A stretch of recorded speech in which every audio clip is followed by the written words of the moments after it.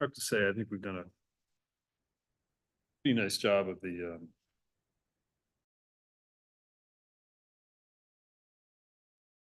Okay, when you're ready.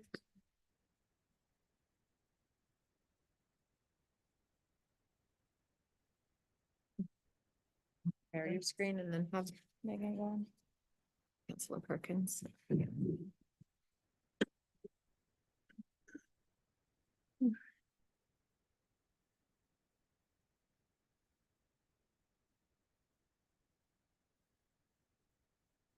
Yes, we will.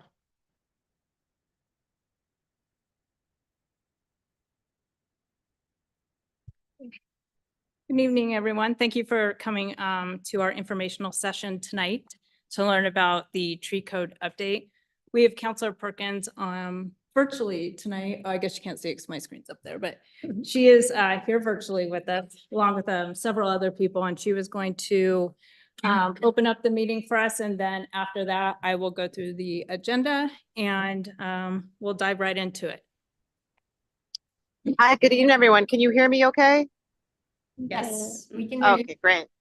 Sorry, I am in Washington, D.C. At the National League of Cities conference, so I apologize for the sounds of a busy city as I walk back to my hotel at the end of a long day. But I just wanted to say thank you to all of you for attending tonight. I was the Bend City Councilor that was the council liaison to the Tree Advisory Committee, and it was a really really impactful experience of learning from a bunch of experts on the committee that I think really helped guide a really excellent policy that our city council will be looking at in the future. You'll hear more about the details about the process, but just thank you for coming. And if I can answer any questions from a city council perspective, I will be online. But I think most of your questions will probably be for the individuals that were actually on the committee. And I will have them introduce themselves. Thanks. Great. I'll go ahead and get started. So I'm Corey Harlan. I was the co-chair for TRUAC. I am the Cities and Towns Program Director with Central Oregon Land Watch. And hi, I'm Kathy Austin. I was representing affordable housing and architecture on this committee. Hi, I'm Sue Gordhammer, and I'm a representative of the Bend Planning Commission on the TRUAC committee. I'm Renee Brooke. I'm the planning manager for the city, and I was helping provide support to Pauline and the TRUAC. And I'm Pauline. I am with the planning department, and Renee and I tag team this process with TRUAC. And I am right now just working on the draft based on the recommendations that we got from TRUAC. That'll be coming out shortly. and I'm Ian Lighthizer with the City Attorney's Office. I'm one of a couple of attorneys that have provided support to the committee and are working with other staff on drafting the potential code amendments.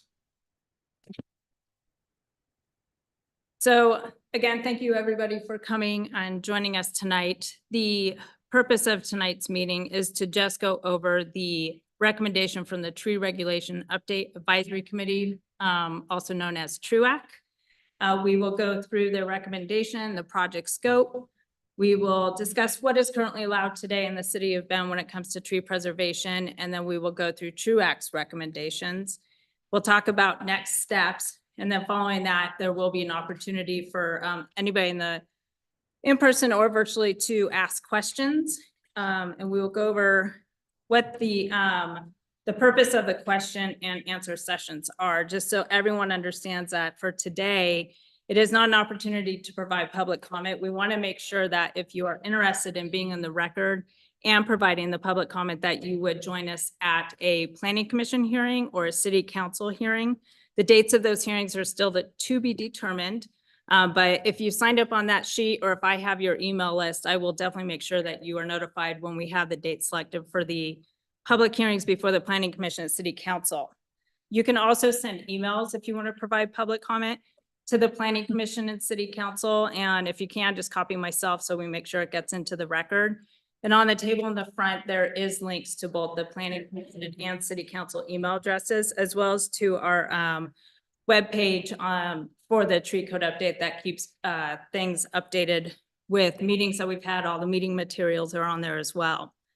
So today is an opportunity to ask questions about TRUAC's recommendation, and staff, we have quite a different expertise here that we can help answer some of those questions, but it's definitely not an opportunity to provide public comment. We want to make sure you join those public hearings for that.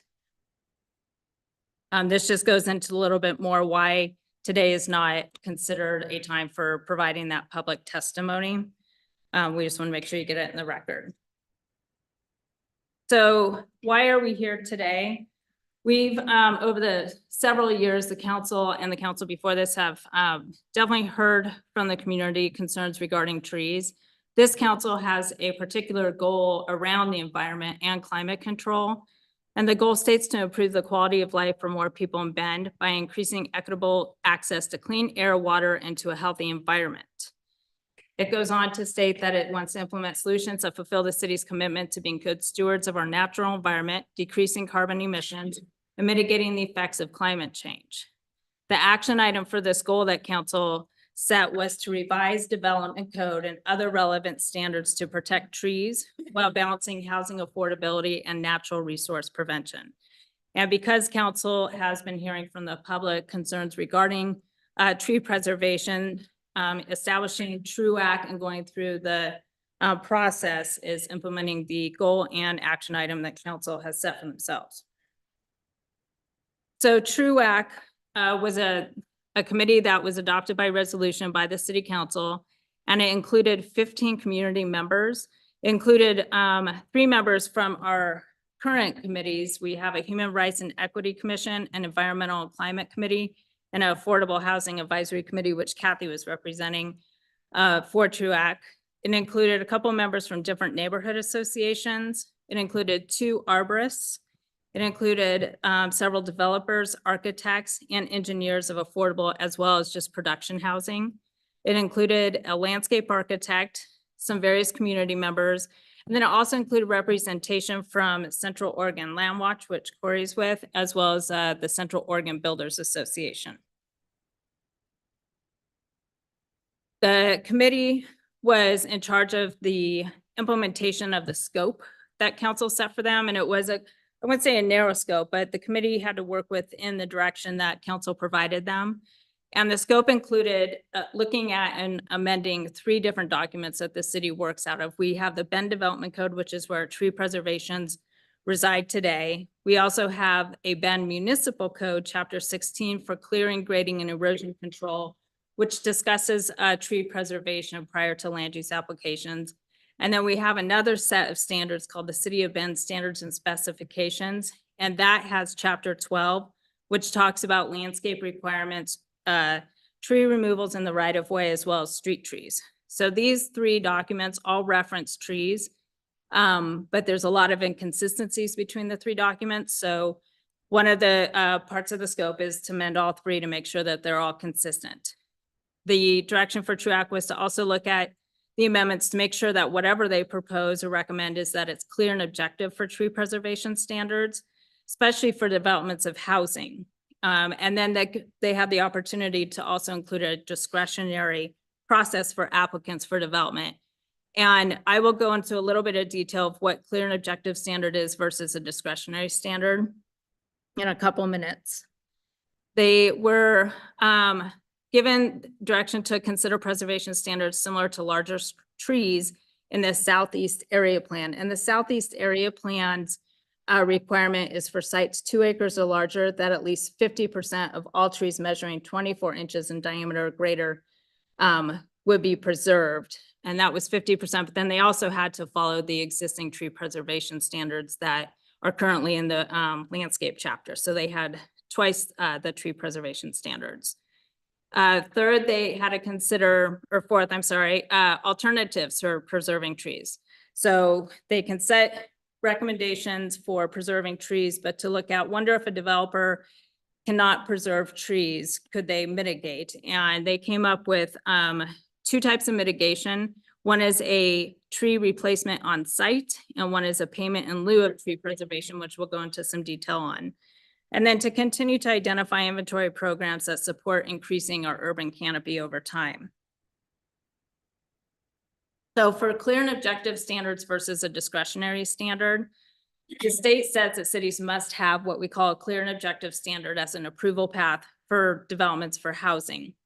So an example of very clear standard is that all trees, at least 20% of the trees must be preserved. So there's no may or is encouraged, it's must be preserved. And like I said, some cases, if a developer is not able to meet that clear and objective standard, they can go through a discretionary standard. And a discretionary standard says that less than 20% of the trees may be preserved if some constraints exist that make it infeasible to comply with the criteria. Staff is still developing this in the draft code so that you will see what that looks like when it comes out. But the Bend Development Code today already uses both these. We use clear and objective standards, and we have a discretionary path for unique circumstances. And regardless of whatever review path that a developer chooses to use, they have to demonstrate how the standards are being met.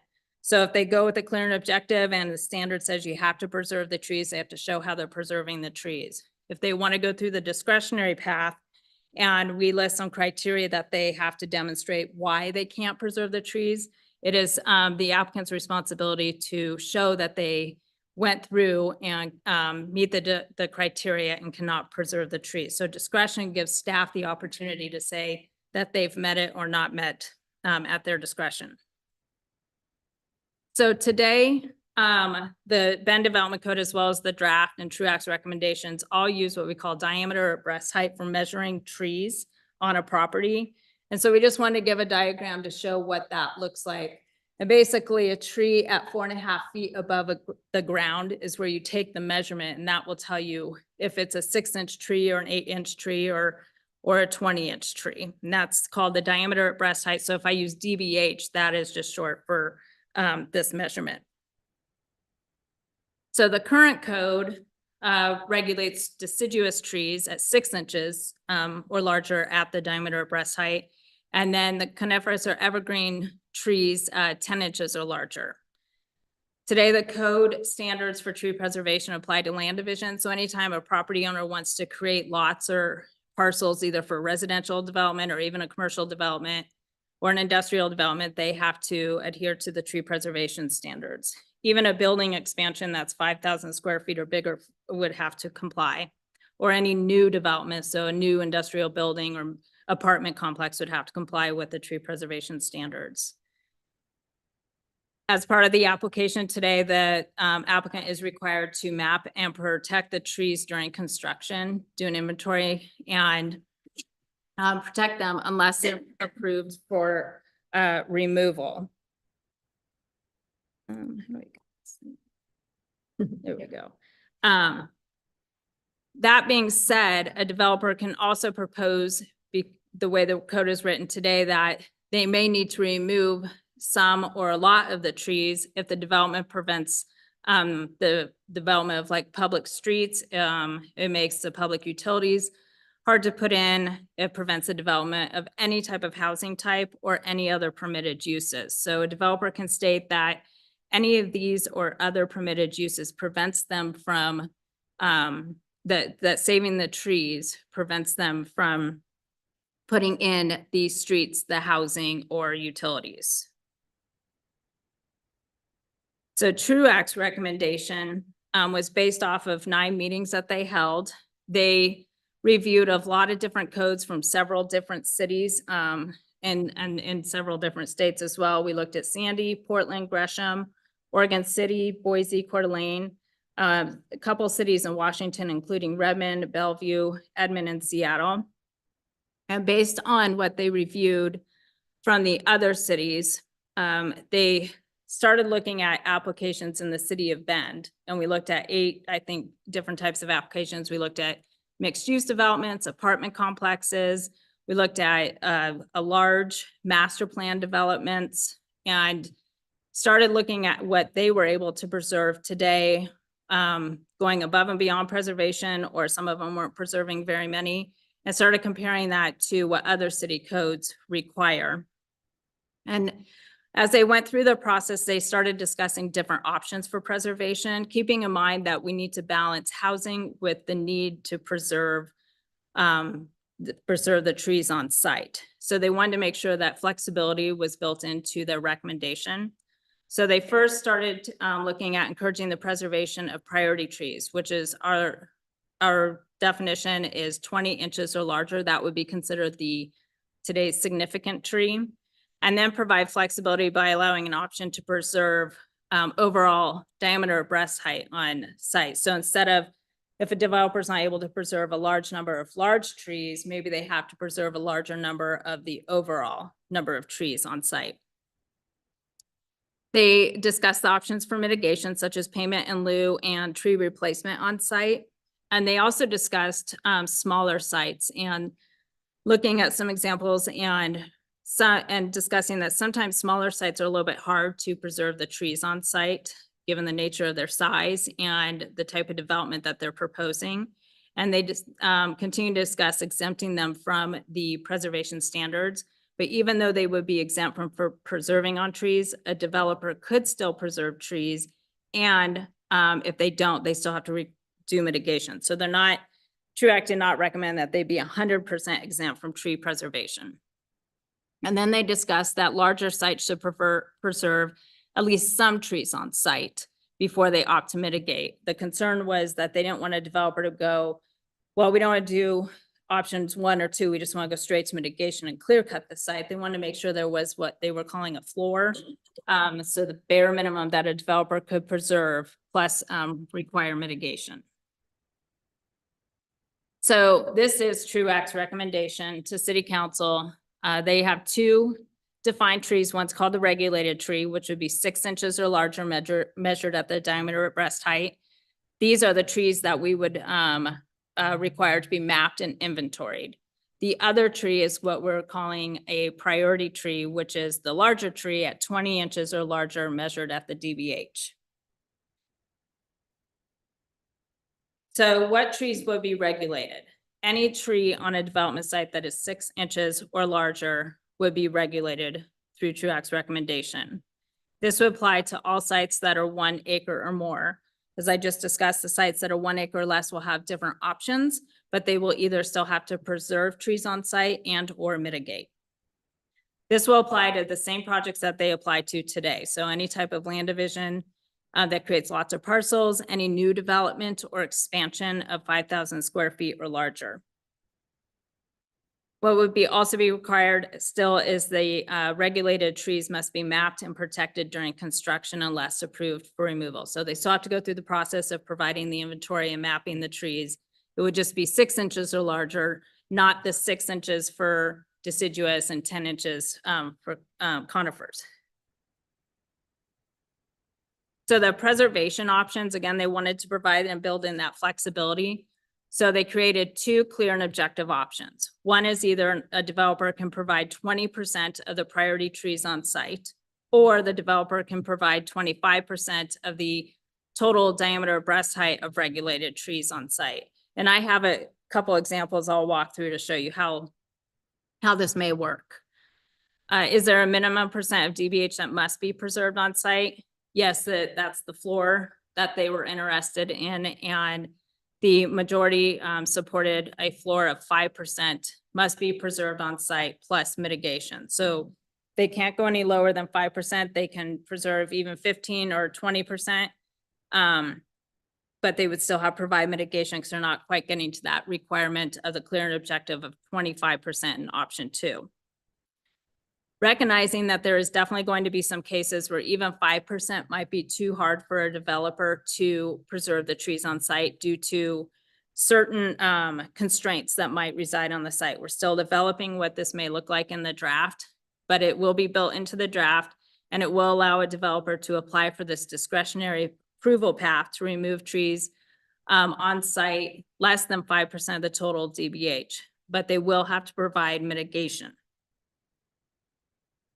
So the 2 mitigation options include tree replacement on site and payment in lieu of tree preservation.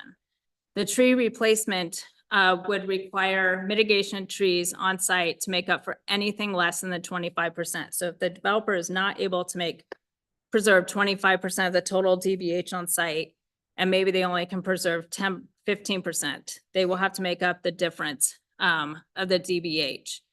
And they would use the largest trees that they're removing on site to get to that number cumulatively. And then they would use the ratios shown there. So a tree between 6 and 10 would be, or 6 and 9.9 inches is one tree.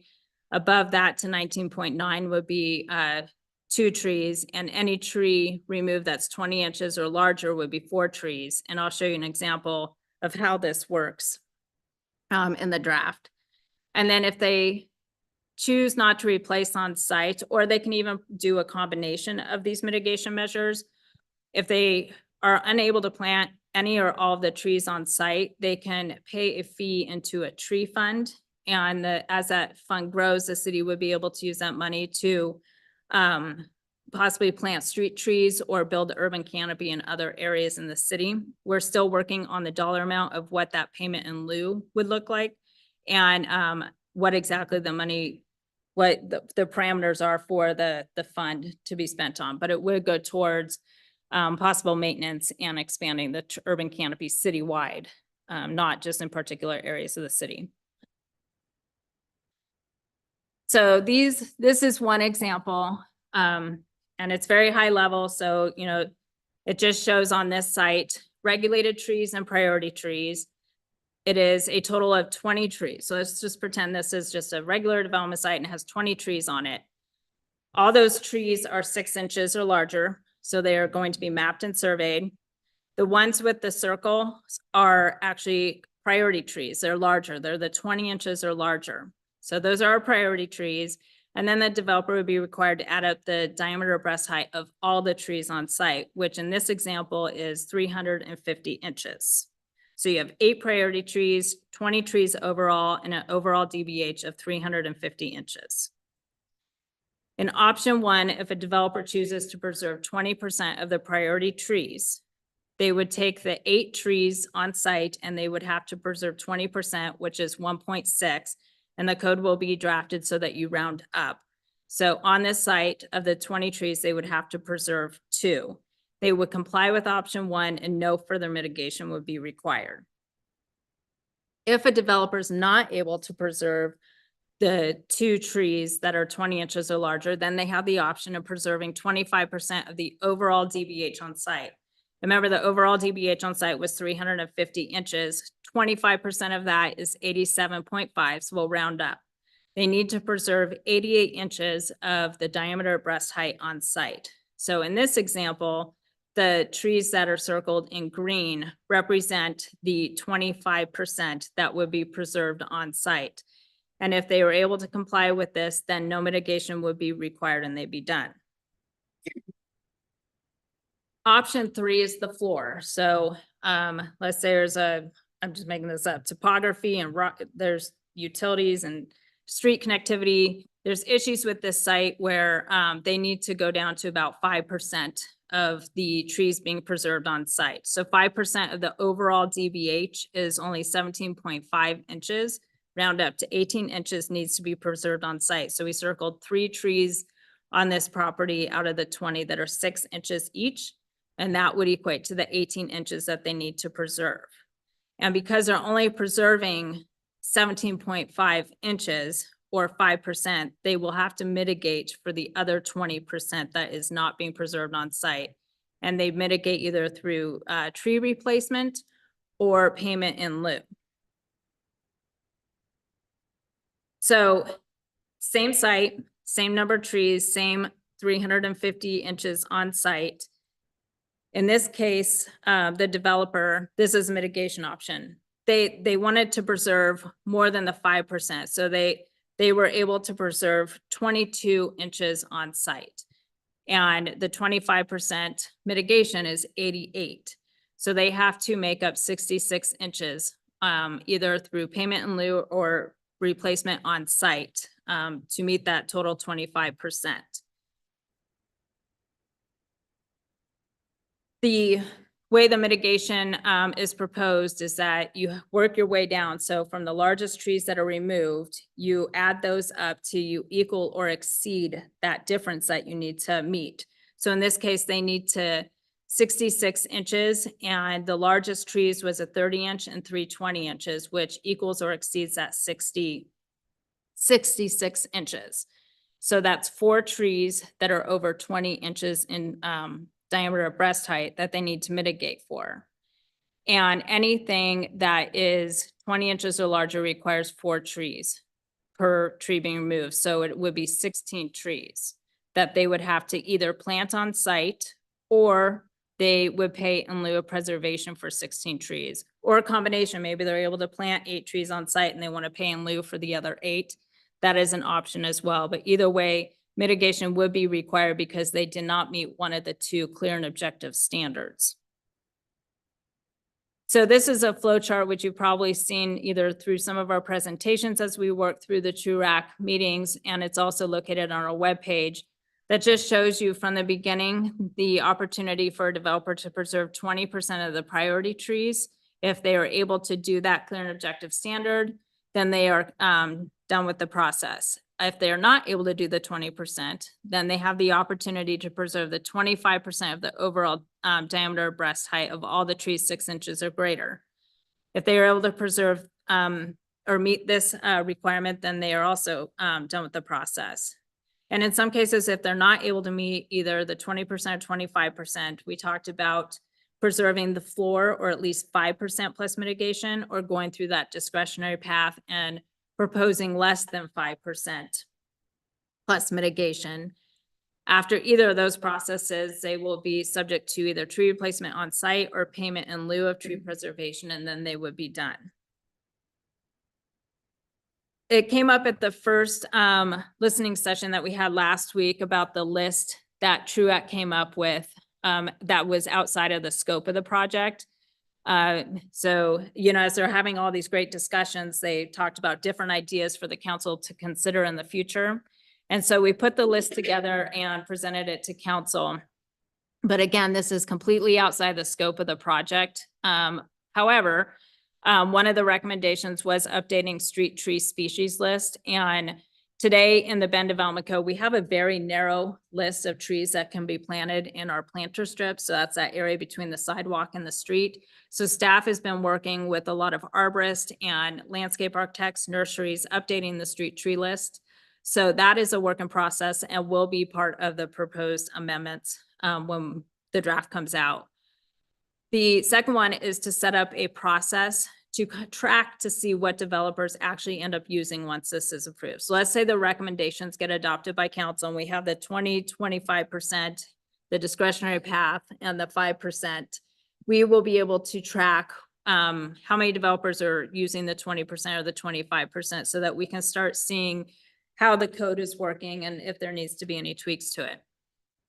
These additional items are just recommendations from TRUAC outside the scope. The council is not obligated to follow any of these, but it has been presented to them, and they can consider them in the future if they'd like to, either part of their goal setting sessions during budget discussions, or further council or staff review. They might need some more information on some of these.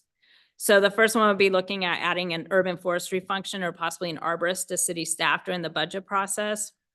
Another one would be review and amend as needed engineering standards to encourage tree preservation, such as looking at our right-of-way widths, utility easements, possibly looking at curb-tight sidewalks instead of property-tight. To pursue state and federal funding to support tree-related work. To encourage the 2024 city projects, so projects that the city's working on, such as the Stormwater Master Plan, Street Standards Update, and Climate Action Plan, to consider and support the management and expansion of the Bend's urban tree canopy. To allow an additional tree protection measure if there is a certified arborist on site during excavations. And then publish optimal tree spacing for newly planted trees, including below grade space for root growth. And then always to continue to explore ways to preserve trees. So the next steps, tonight we'll finish up the 2 listening sessions. The draft, we are still working on the amendments to the Bend Development Code, the Bend Code, and the standards and specs. Once that's available, it will be put on our webpage and it'll be emailed out to the people who have signed up to receive a draft several weeks before the Planning Commission work session. We will schedule a Planning Commission work session where we will give them a overview of the entire package of amendments to the Bend Code and the Bend Development Code. And the Planning Commission then will hold a public hearing just on the Bend Development Code amendments. The Bend Code, the grading and drainage, that is separate. The Planning Commission will only make a recommendation on the Bend Development Code amendments for tree preservation. They'll make a recommendation to City Council. City Council will then hold a work session. And then following the work session, the City Council will hold the public hearing, consider Planning Commission's recommendation, and they can either make amendments to the recommendation or accept the Planning Commission's recommendation and approve the proposed amendments. So the two that are highlighted in the purple, the Planning Commission hearing and the City Council hearing, that is where the public is encouraged to provide public testimony and or you can email the public comments in as well.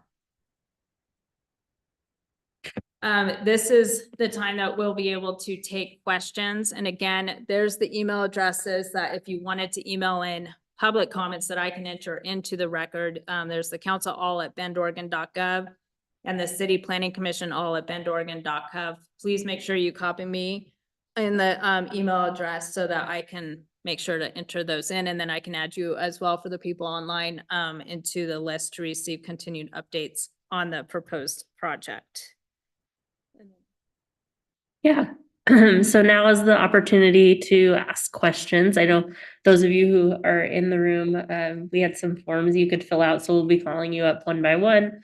Those of you who are attending online, at the bottom of your screen, you should have a raise hand option. So this is your opportunity to raise those hands if you have a question, and I will call on you and unmute you as we go. But we will go with the questions in the room first, or start with that one.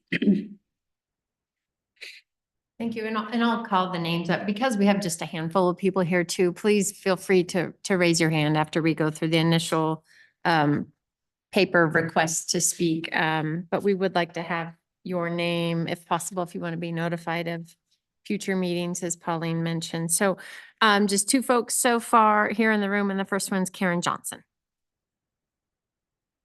And if you could make sure we catch you on that speaker or the microphone there. Thank you. You answered my question. And just listening to the review again, this could be a really interesting code. I mean, if this actually works, you know, because people want hard results. Even if it's just saving 2 trees, they want tangible results. And if this works, this could be an excellent model, I think, for other Oregon cities. It'd be kind of exciting to see what comes of this. So. Okay, yeah, we do have one gentleman online, Mark Gentle.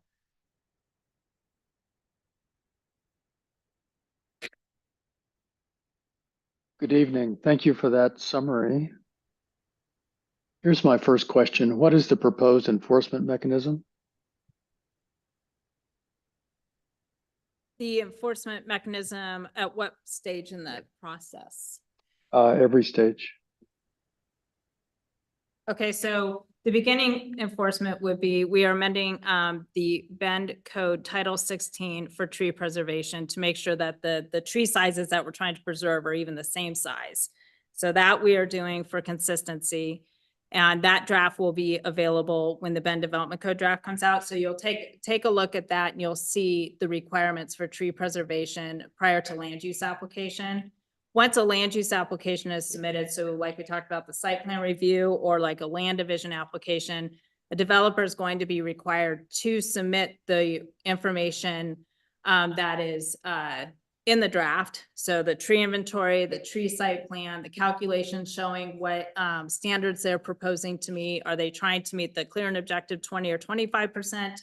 Or are they going to be less, or are they going to go through the discretionary path? So as part of their submittal requirements, they will let staff know how they are planning on meeting the tree preservation standards. It will go through the planning process and a decision will be issued. And it will include conditions of approval. including during construction of protecting the root protection zones, which is a new term you'll see in the draft.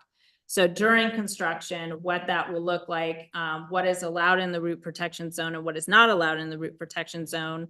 That will be very clear, as well as the standards and specs, and Title 16 will also have the root protection, all consistent of protecting trees during construction or any type of grading or development activities. And then following the completion of either the land division or the development of the building, we are working on the conditions that will preserve trees going forward after the development's done. And you will see those likely in the draft as well. And I can follow up on that. This is Ian Lighthizer. I'm one of the lawyers in the city attorney's office. I think what an appropriate or effective enforcement tool is can depend on the situation. The city has the ability to stop a project if the project is not proceeding in accordance with the approval or the conditions of approval that authorize the project. And to a developer, time is money. So that, and I'm looking at a developer in the room who's staring at me and not nodding their head, but that is a good way to get somebody's attention and get their project in line if there is a violation. It is also the case that a violation of a provision of the city's development code or the municipal code for this topic or others, it doesn't matter, is potentially subject to a civil infraction citation. And those are different levels and can come with different monetary values. But the city generally reserves the right to use a single enforcement tool or a mix of enforcement tools individually or collectively or in the aggregate, depending on the situation. But if most of this code is focused on how new development is going to happen. So if a development is approved and certain conditions apply and certain standards apply and the developer says it will meet in the course of construction following approval, if those conditions don't appear to be being upheld or met, the city can issue a stop work order and make sure that things are happening the way they're supposed to. Just a follow-up question. Thank you for that explanation. My most recent experience was with the city of Austin, Texas, where they just out and out preserved certain heritage trees of a certain size. I listened to many of the discussions, but not all of the discussions of the committee. Was there a point at which you considered protecting some trees because of their age, their size, and their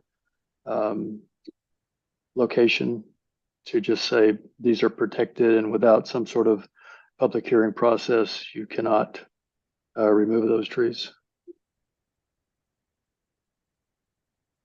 Committee members. We listened to our arborists. We had two different arborists on the committee, and it was an interesting discussion in terms of age of trees, for instance, that some trees only last so long. One of the arborists said, in fact, it's great to preserve these older trees, but it might be better to preserve more of the younger trees because they will get bigger and they will last longer. So there was some discussion around this, but we didn't wind up specifically making a recommendation on that. I know that I've worked in other communities where specific tree species are desired to be retained. And the way they do it is if they're removed, it's a very large fee, which helps to determine that. I think a lot of what we talked about was preserving flexibility because every site is unique. One of the comments that the arborists made was you have to think about the root ball zone and enough subterranean dirt to support trees. And that's why this root zone action is going to be super important. And why we made a lot of other recommendations. because there are so many city requirements that impact what trees can and cannot be preserved. So there might be a spectacular specimen in the middle of the site, and the requirement from fire or engineering or utilities requires it to be removed. And so we're hoping that the flexibility that we're providing will allow for some of these larger trees to be preserved. But again, the issue of the overall length of life of older trees needs to be considered. And this is another reason we're also looking at climate change and what that's doing to the species that can thrive here. And so why we are looking at revising the tree, the list of trees that could be planted, so that we're looking more forward and not necessarily backward as to what has survived well in the past. I hope that answers some of that. And I'll just add that there was a lot of discussion about preserving what we refer to as priority trees, so the larger trees. And the reason we have the 20% and the 25% is to try to nudge or encourage larger trees to be preserved initially. So there was definitely a preference or recognition on amongst members of the committee that a desire to preserve some of the larger, older trees. And so by structuring the path in this way to preserve 20% in priority trees, I think the hope is that developers will choose that route first. Thank you, Barb. Yes, I do have 3 other questions that I can be as brief as I possibly can. So it did inspire a couple of questions. The payment in lieu of protection, have you thought through what that cost schedule might look like? We don't have an amount defined yet. We're still working through that with different staff members to determine the cost of purchasing a tree, maintaining a tree, installing the tree, staff time with that. So we would expect that we'd have more information on that in a few weeks when we get into the work sessions. So more to come on that.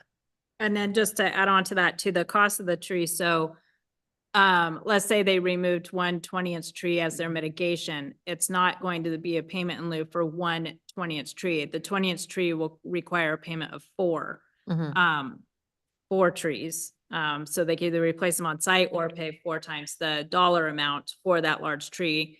That was another, I guess, incentive to preserve the larger trees. And so TRUAC recommended a higher mitigation replacement or fee for removing the larger ones.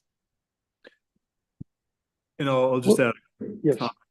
to that, Ken. This is, I mean, I'll vocalize something that I think some people who follow this or learn about the recommendations probably wonder, and that is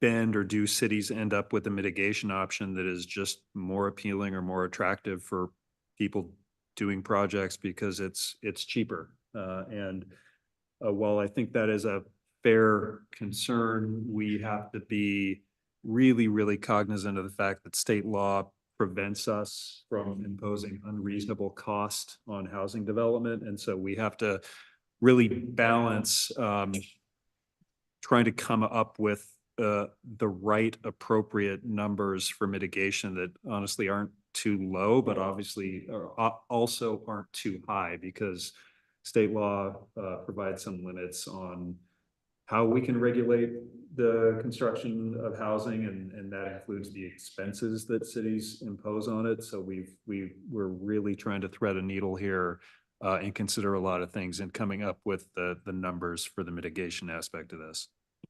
Yeah, and if I could just elaborate on that, I think that there was a lot of discussion about how can we better ensure that developers are moving through this chart, right? So that they're not jumping to that end, kind of mitigate state right away. And so I think we kind of breezed over it, but it was on the slide that said the monitoring of this rollout is really important. And so for an organization like Landwatch, for us, you know, this code, I think it reflects a balance, right? And so there were a lot of different opinions in the room that really resulted in what you see here. And so, it's moving in the right direction, but I think it's also important to recognize like those gains are also pretty incremental.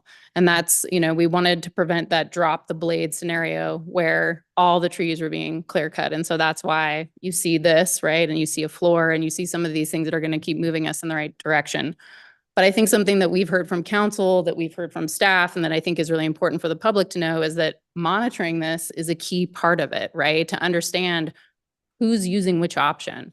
Because if we're seeing something where someone's jumping to that very last part, we haven't set this up right? There's adjustments that are going to be needed because we want people to be flowing through this chart and stopping each step of the way to really figure out like what's the best option. And so I just want to that was a big point of discussion in the group. That's what the intent is that we need to let this, see it run, and that there is that commitment to really monitor it and ensure that it's doing what we want it to do and that those outcomes are being achieved. So that was a really important, I think, part of this picture, just to elevate that for folks in the room and online.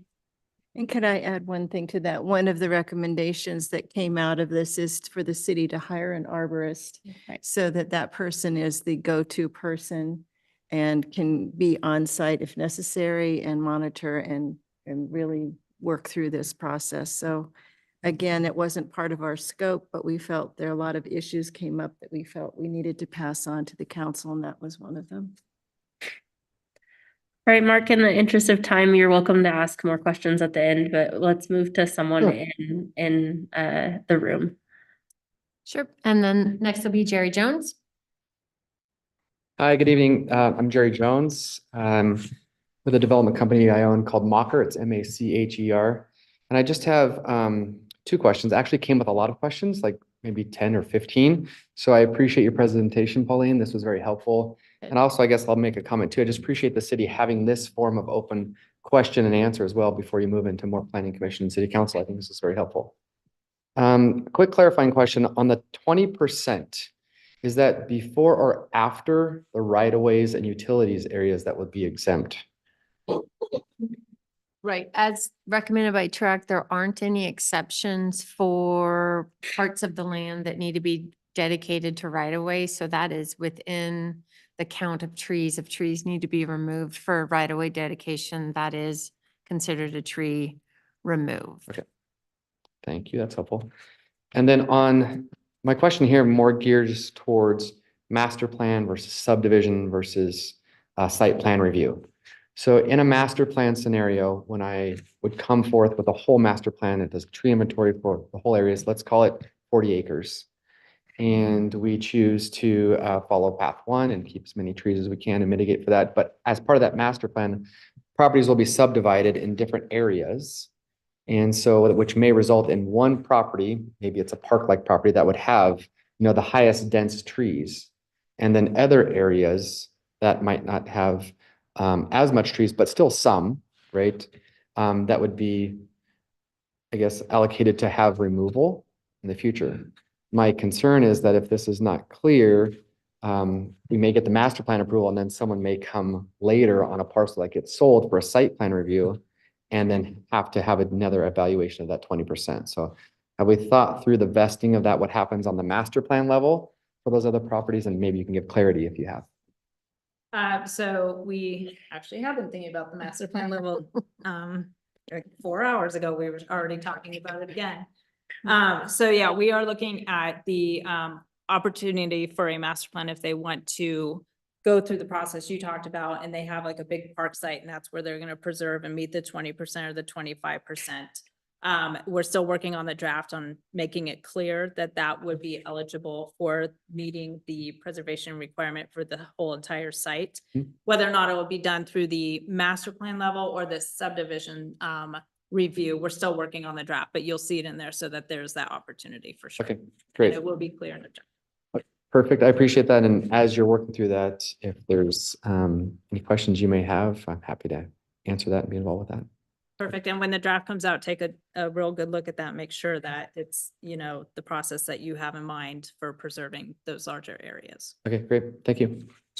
Pauline, I wanted to get a clarification out there because we haven't really brought it up, but the idea with the mitigation on site would not include street trees. No. Street trees are a separate thing that have to be provided regardless. Right. There's several sections in the code that do require trees, especially through our new climate friendly and equitable communities rules for trees in parking lots. So there's requirements for trees in parking lots. There's requirements for street trees. If you have to mitigate and replace on site, you cannot double count those. So you still have to put in the street trees and you will still have to put the replacement trees somewhere else on the site. Yeah, I think that's important to bring out to people. Thank you, Kathy. Mhm. All right, we'll go to Sherry Wheeler online. I'm allowing you to speak. Hi there. The first question might seem a little odd. The camera view is in the back of the room. So I'm curious how many people are in the audience, please? We Plus have online. 6. Not including staff, unless I'm missing someone. So 6 people are in the audience? Yes. Okay, thank you. My question is, as you take the proposal and try to incorporate it in the 3 separate entities of the codes, is there, I'm assuming this will happen during your normal work hours and staff will be holding these meetings. Is there any chance for a person to sit in that room and hear those types of conversations to get a better idea of where they're being inserted? Just curious. Sherry, I want to make sure I understand your question.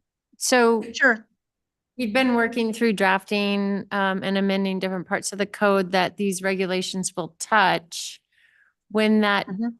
when those drafts or draft is complete, that will be released for public review. We'll have work sessions with planning commission and council, and then public hearings, opportunity to take comment then. Are you referring to some other? Yes, while it's being worked through. I understand once it's done, that proposal in its totality will be shown and given out to people to look at prior to the public hearing meetings. But I was just curious if, as you're working through the codes and inserting, figuring out where to insert those, I was just curious if that were something that myself, I'll just speak of myself, could be in a room and listen to that stuff. Or if it happens during your regular work day, that's not allowed. I'll jump in. This is Ian Lighthizer, one of the lawyers, and I'll just, practically speaking, there isn't really a way to do that because people like Renee, Pauline, myself, and others are running from meeting to meeting, 10 meetings in a 10-hour day. And so, and we're trading thoughts constantly. So they're just, yeah, there isn't really a practical way to do that and honestly let people like Pauline and Renee continue to get their work done. And to be honest, it's between me and my computer. I mean, Yeah. it's like, there's Yeah. no conversation going on. It's just typing and taking Truax's recommendation and making sure that every part of the code is updated with Truax's recommendation. Yeah, because that's what I was trying to do is look at all of the different codes and pick out where trees are mentioned and then see what's going to fit where in that. And it's a huge task, as you know, and I thought, wow. Okay, thank you for that. I wanted to give clarification, if I could, to Mark Gentle on the dollar amount of the trees. When Truax was going through this, the city of Portland had an exact dollar amount per inch of tree. So if you took down a 30-inch tree, their fee was set at $450 per inch on that tree. So if you took out that tree, you were looking in excess of $15,000 for one tree. And I think that's why Truax has decided that that wouldn't be the best option, the way to go, but possibly a lower per inch dollar amount would hopefully come into the future. Thanks, Sherry. Did you have any other questions for the panel? I do not. You can mute me back. Thank you. Thank you. Thanks, Sherry. Okay, the next person we have in the room with a question is Jack Kramer. So per Jerry, kudos to you all for doing this. This is good work. So I have a question that's grounded in ignorance. And I'm sure the answer is I don't know, but even a guess would be appreciated. So would Northwest Crossing or Discovery West pass this now? Would they like pass it with flying colors and we don't think it would meet it? I know the answer is you don't know. But what's your best guess? Pauline did give us a number of developments, and we saw how much they actually did preserve, and a lot of them met this requirement. There were some Actually that exceeded it. exceeded it. So some are currently or would Yes. naturally of their own And they volition. were all different types, like multifamily, single family, Yeah. commercial, mixed use. How about for Discovery West and Northwest Crossing, just because they're easy to recognize and I don't know the other ones you're referencing? I would say, those developments and any of the larger master plans, because they also have a 10% open space requirement. A lot of them put in parks and work with the BEM, Park District on, the park requirements, that they have an opportunity to preserve trees. So I'd say that Discovery West and Northwest Crossings, would comply. Got it. Okay, thanks. Part two, if I may, and lastly, is when you talk about replacing a tree, replacing it with what? Maybe I missed that. So, it will either be a 2-inch caliper deciduous tree or a tree that is, if it's a conifer, it has to be at least 6 feet tall, nursery stock. Got it. Okay, great. Thank you. And then the committee did discuss replacing like for like, but then the arborist tagged onto that and Yeah. helped us understand that sometimes just because you take out a conifer, you may not want to put back that same identical tree, especially not in the same identical spot, because there might be a better diversity or maybe Sure. it wasn't the best tree to start with. So we didn't do like for like, it's up to the developer. Great, great. Thank you. Right, online, we have Ashley Caritas. I'm going to allow you to speak. Hi there, can you hear me? Yes. Hi, everyone. My name is Ashley, and I have a couple of questions. Just let me know when you'd like me to stop. I think that a lot of the outrage of the clear cutting of trees has related mostly to these large tracts. So just a large lot that kind of lops off everything in one night. And a lot of that pertains to some juvenile and old growth ponderosa trees being removed very suddenly. And I heard Ms. Hardy mention how these recommendations have come from various cities along the West Coast. The only one that wasn't coastal, I think, was Boise and Coeur d'Alene. But that seems to fall short for me because none of these cities really reflect the high desert climate that we're in and the high desert tree species we have here, how they grow and what they need to grow and what they do and how they should be spaced and everything. And I mention this because of how this whole meeting was prefaced with the climate, trying to move forward with housing and development with climate and atmospheric and ocean temperatures rising over the next century. And so removing 80% of a space's trees to me has a lot more long-term ramifications here than it would in a place like Sandy, Gresham, Portland, or Seattle. A Doug fir in those climates is going to come back much more quickly versus a ponderosa. And so if something like Sandy is removing 20% of the trees, or excuse me, they're keeping 20% but removing 80%, they stand to kind of have a resurgence much more than we do here over time. And so my question is TRUAC considering looking at other cities or climates that have more comparable climates and precipitation amounts and high desert species to frame these recommendations to the Planning Commission and City Council, especially in the way of the percentage of trees that can be removed and what species are acceptable for tree replacement? And I just heard what I think it was Miss Hardy was saying about the arborist who chimed in. When you look around, we don't have a lot of deciduous trees outside of waterways, and a lot of the developments that Bend is going to approve over the next 5, 10, 20, whatever years are not going to be along waterways. And so allowing developers or even homeowners to plant something like a maple tree, to me, I don't understand how that's acceptable when what's growing around that tree that's been removed it's just too dry to sustain kind of artificial irrigation over the next generation. So my question is just, are you looking at other places to develop these recommendations? That's the first question. Well, Truax's role in this has ended. They held their 9 meetings, so they're not discussing any additional recommendations. And I agree. I mean, I looked, Truax looked, they had homework to try and find cities that resemble Bend with our unique set of trees and landscape here. And, you pointed it out, there's like 2 or 3 that are similar to Bend.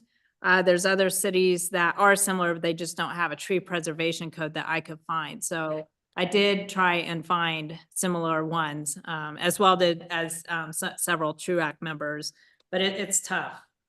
And Yeah. I'll add to that, I went looking for other high desert communities and tree preservation codes, and if they did have them, they weren't objective. So they were difficult to try to model after when we are moving towards objective standards. But your point is very well taken. And I think as Corey mentioned, one of the things we'll be doing is monitoring this. And if we find that we are not getting the types of trees or number of trees either preserved or replanted on site, that we have an opportunity to amend the code always.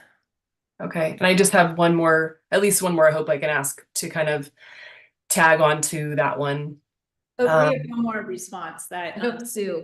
Oh, go ahead, sorry. Oh, Nick. I was just gonna add that, Pauline mentioned updating the street tree list. And one of the reasons it's being updated is to include native species.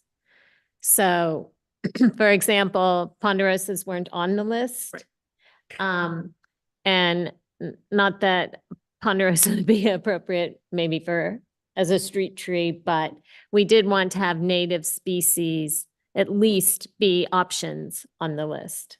Yeah, we did add some conifers, pondos being one of them, but the new street tree list will be very specific on the planter widths. And so if a developer does want to put in pondos as a street tree, we'll obviously work with our street department and follow our spacing requirements, but the planter width will have to be a minimum of 10 feet wide. Could I just also chime in on one thing is from an architect's point of view, we have to do all stormwater catchment on site now. And keep in mind, we're talking about development of housing, and the housing will become more dense. And it's going to change the natural water absorption of that land anyway. And so by changing and updating our tree list of what can be planted, I think will be very helpful. And we, like I said, we had 2 arborists and a landscape architect really chime in on this, and looking forward as to what are appropriate species. And probably maple's not going to be on that list, but I'm not sure.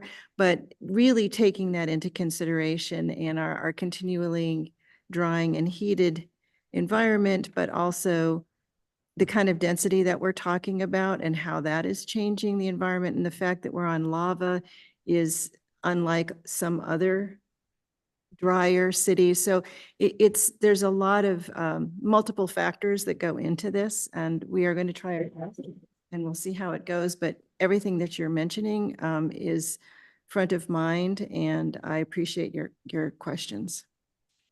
Yeah, and I think for what it's worth, Landwatch spent many, many, many hours looking for all kinds of codes to look at, examples to reference, things that we were looking for quite a long time. And so I just want to sort of add on to the other comments that we did our own independent research in addition to all the work that was happening at the city. And it was tricky to kind of find those places that were applicable, of a similar size, similar climate. And so we really tried to cast a pretty good net to look at a variety of different examples. So it was a tall task, and I think we took a really good run at it. Yeah, and I see, for example, there was a gentleman on the call who mentioned Northwest Crossing and Discovery, and there are they're probably 10 to 15 years old now, but there's ponderosas planted between the street and the homes. And in 50 to 80 years, those trees will all be too close together to sustain themselves. There will not be enough resources unless they're, again, artificially irrigated, and they'll all be so big, they'll be touching each other. there'll be a huge fire hazard, and who knows what the root systems will be doing to the street and the curb, which homeowners and or the city is going to have to repair. So the other thing I would be curious to see if could be tacked onto the work sessions is as like a plan B for the tree replacement, especially in these street strip situations. Would the planning commission and the city council consider something native like snow brush or manzanita or the various types of rabbit brush, which are all going to be not the same kind of carbon sink as an old growth ponderosa, but it still is a very low maintenance shrub. Some are deciduous, some are not, that can live in the street strip area and provide that carbon sink without all of the consequences of a large conifer like a ponderosa. So that's a question, is there a kind of like a, we've gone through all plan A through Z for trees, and what if shrubs could be properly planted to kind of help just put more vegetation in places where it makes sense? So just I don't know if this is the answer you're looking for, but we are working with our utilities department, and as part of the planter strip update for the street trees, we are going to, as part of the proposed amendments, prohibit grass in the planter strips for new developments. And we are establishing, similar to the street tree list, a planting list, which I believe the 2 or 3 shrubs that you just mentioned might be on there. So that will be one of the requirements as well with it's the landscaping plus street trees in the planter strip. It's not just one or the other. But we are going towards eliminating grass and doing more water-wise landscaping requirements for planter strips. And I'm not surprised you guys are thinking about that, because like I said in my comment a moment ago, where it's appropriate, because again, you're right. You don't want to just start planting a bunch of dryland grasses that get dry in the summer and now have this hazard that you have to mitigate, you know, in the good intention of creating a green space. Now you have another problem. So it's just where it hopefully applies. The second question I just want to pose before we move on to your next participant is, I'm very much a strong supporter of a revised tree code. I'd love for it to protect the city and trees and all the things they bring us. My concern with what I'm seeing here, the resources I've read online and this presentation, is that once construction of a single lot, an acre, or an entire development, many acres, maybe up to a few hundred homes, is complete, will these changes to our tree code have any long-term effects in the helping to preserve trees? So for example, the construction is finished and done, but will the code in existence, or will the code that we're now trying to modify, continue for the protection of those trees?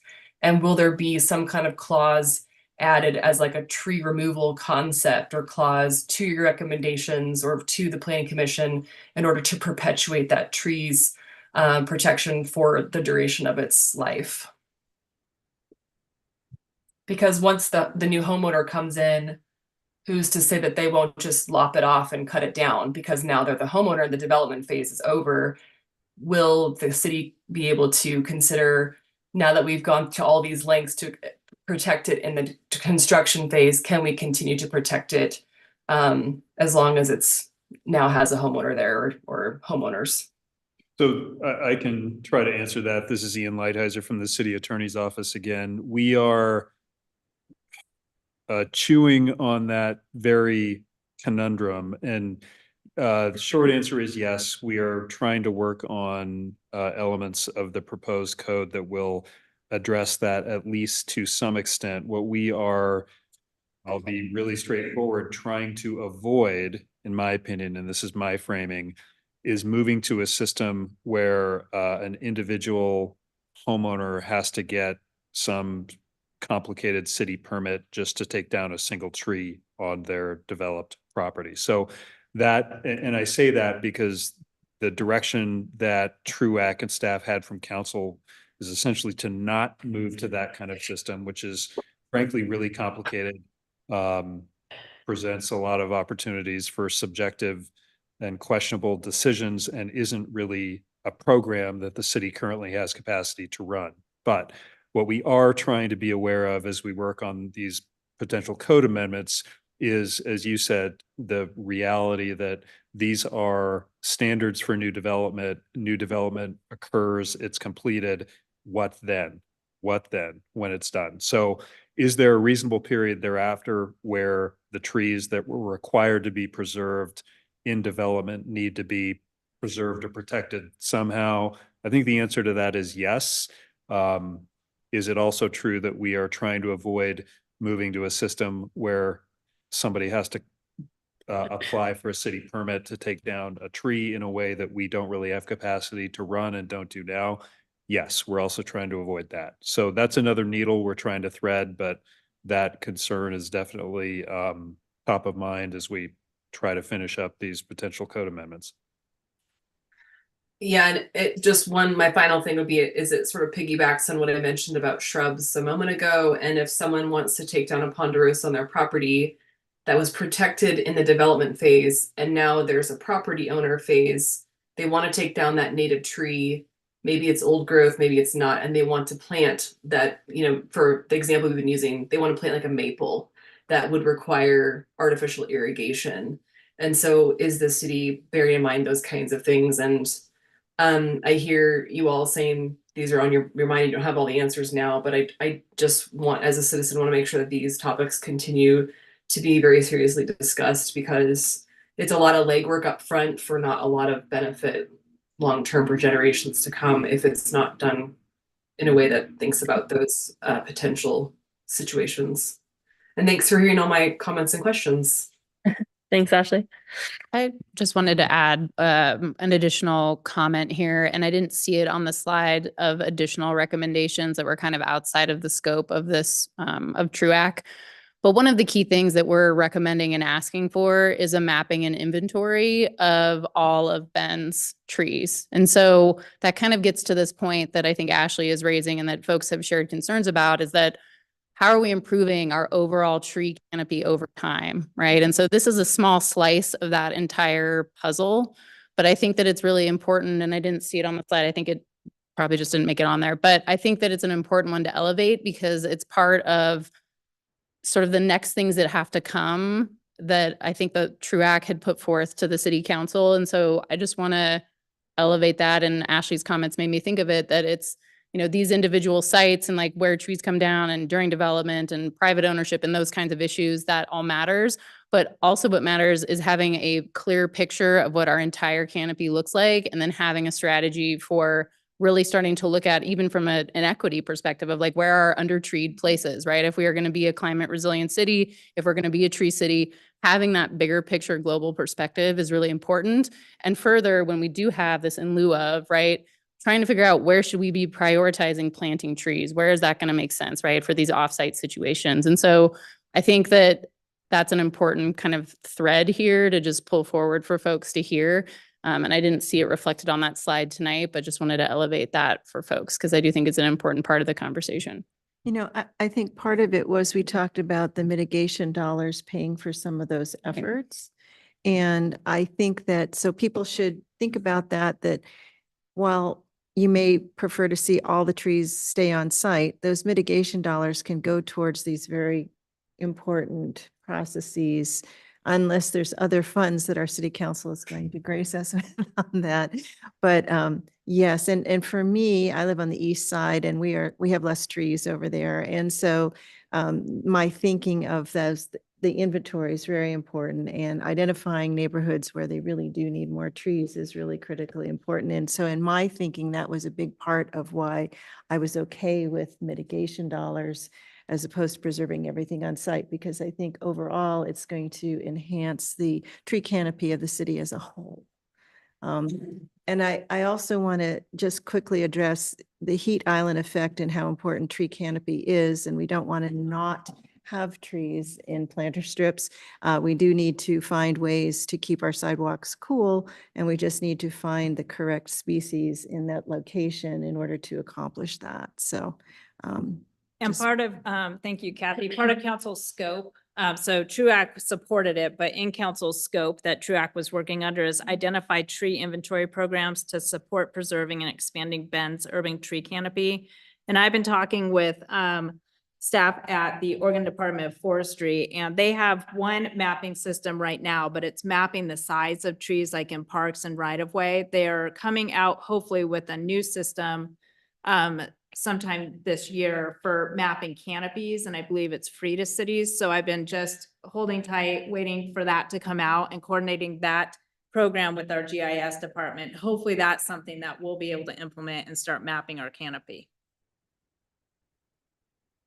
Maybe that's some good use of AI coming out.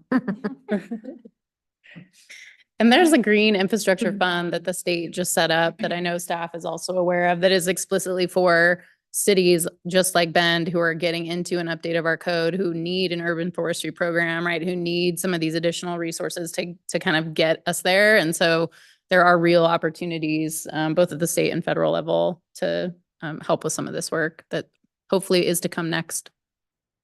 Great. Did we have any more in the room? We don't have any more requests to ask a question slip in the room. Did we have one more? We do have online? online. So Mark, I'm going to allow you to speak. Thank you. That was really an interesting array of questions, and I think that they've covered several of my follow-ups. Just one, maybe it's more of an observation than a question, but in the form of a question, it would be: has staff considered consulting with an independent environmental expert on the impact of allowing this kind of reduction to the existing urban canopy in undeveloped properties?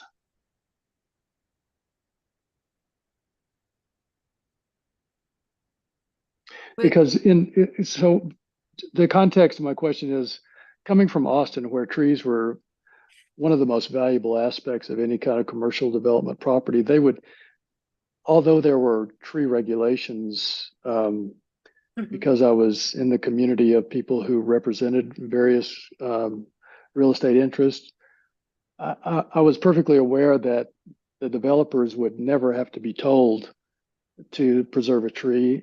They designed their projects, particularly multi-use and apartment complexes, around the trees because they were so vital and valuable to avoid the immediate impact of the urban heat island effect. And the shade was just paramount importance to them.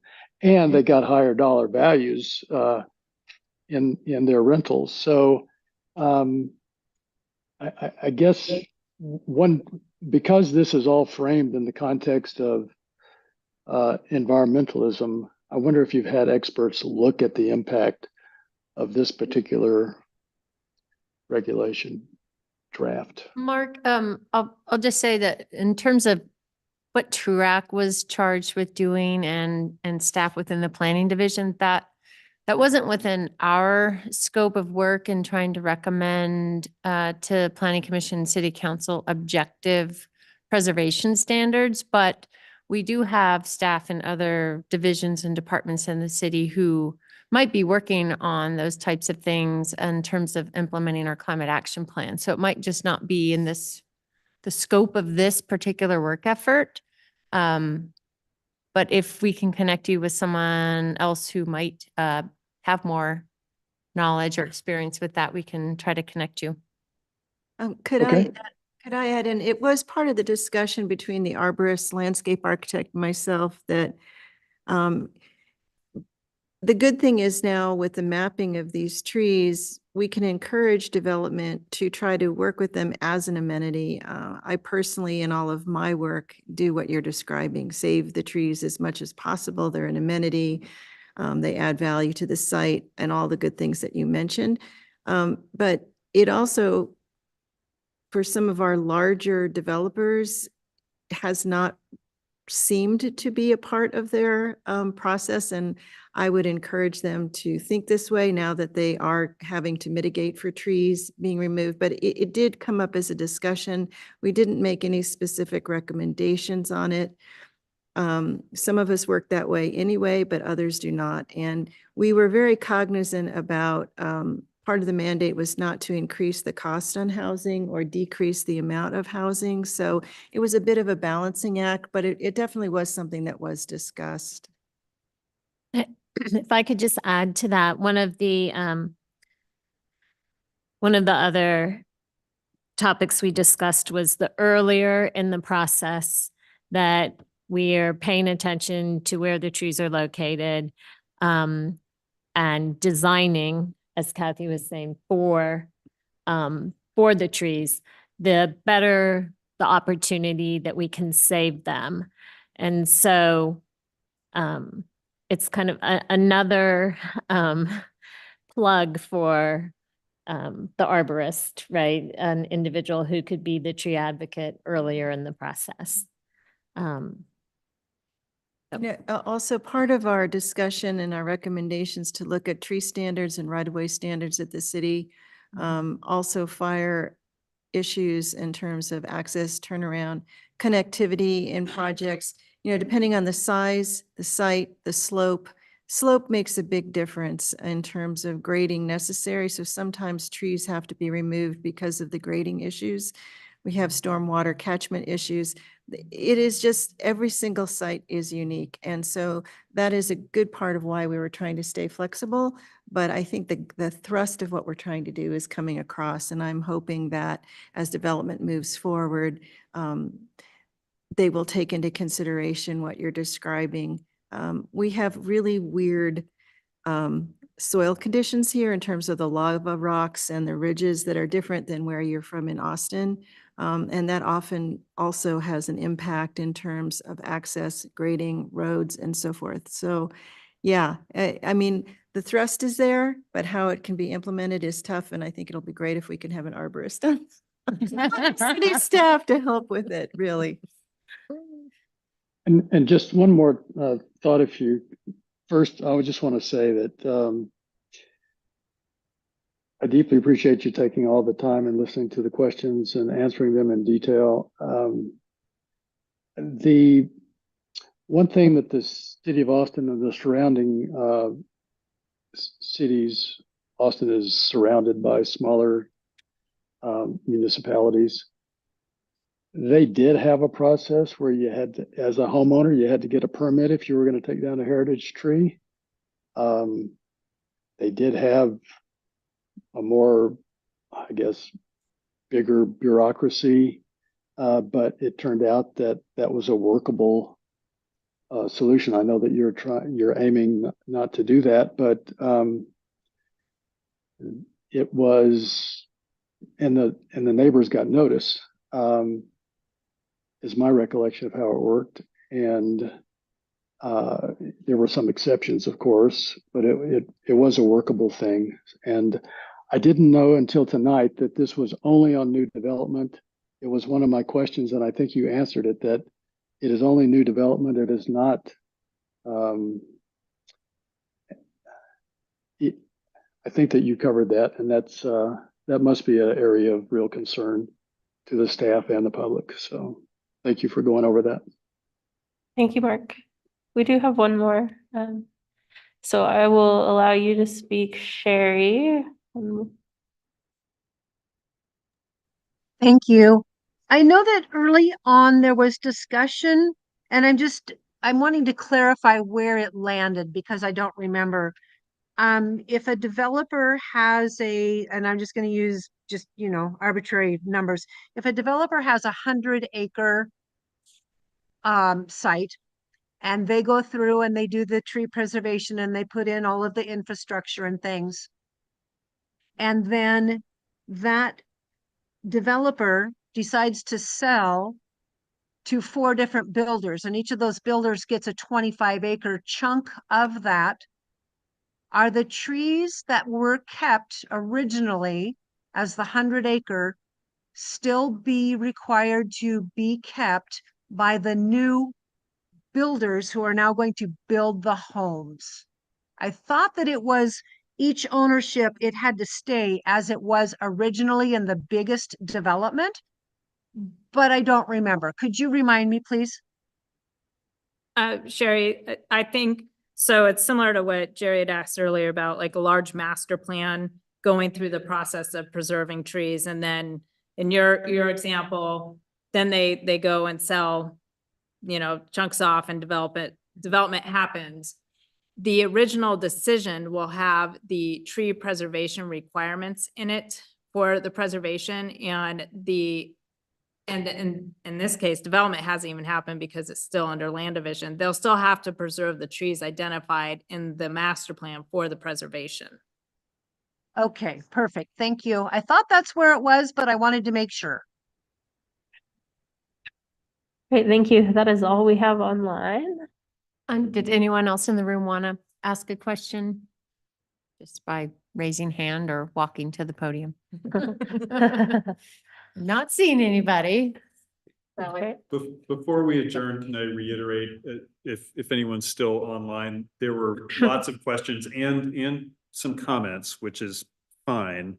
I think the comments and observations will give staff things to think about, but I just want to reiterate, to the extent you have comments or input, or you were offering input, if you want it to be part of the official record for the land use proceeding that will fire up at the planning commission stage, you are going to need to submit that input in writing to the planning commission or city council, or through public comment at a planning commission public hearing or city council public hearing. So those things are coming. They're yet to be scheduled.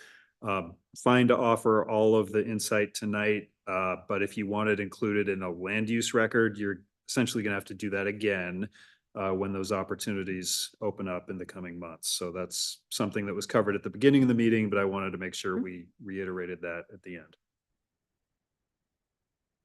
And just another reminder, Pauline said this at the outset, that when the draft code is available for public review, it will encompass all parts of the code that need to be amended and that we've touched on as trees permeate throughout different sections of the code. And so it will go beyond just what was discussed tonight with Truax's recommendations. These question and answer sessions have been focused on trying to help the public understand what Truax discussed and recommended. And then as staff, we've needed to kind of weave that through other parts of the code too. So you'll probably have more to say after you see the code during the public hearing process. I just want to thank staff for your hard work. This was a very complicated process. And I also want to thank my fellow committee members, because there was 9 meetings of very intense discussion, and nobody got everything they wanted. And it was very collaborative, very respectful. A lot of new information came out for people that were unaware of it. And I thought it was an excellent process. I appreciate the city council for taking advantage of experts in their community and representatives of different parts of the community to give them this input. I don't see how you could have done it otherwise. It's not the answer. And thank you, Pauline. She's our code queen. So yeah, thank you. Thank you all for attending tonight. I appreciate it. Believe I have most of your email addresses, but make sure I have everybody's so that I can keep you in the loop on as we move forward and let you know when the draft's out and the public hearings as well. So thank you again for attending. I appreciate it.